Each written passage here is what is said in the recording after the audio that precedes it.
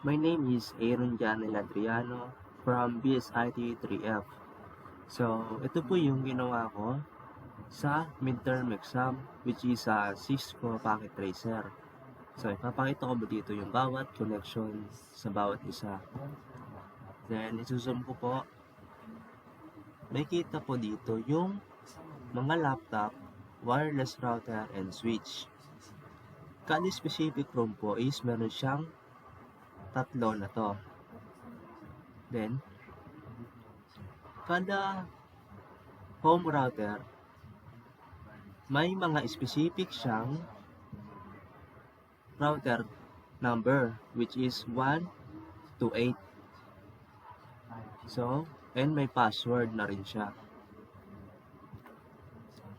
Then, kada switch,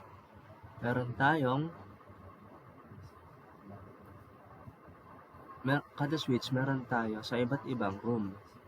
Then, sinet up ko na rin yung laptop ko bilang PC wireless sa kanilang designated na room, which is makikita natin dito na siya ay active.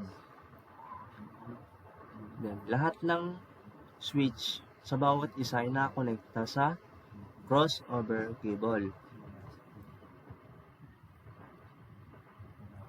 Ayan po yung lahat. Then, next natin pupuntahan is yung main closet.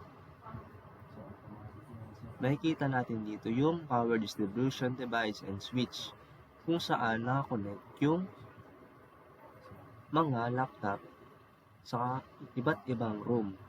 Then, dito natin makikita yung pinaka main wireless router. So, yun lang po.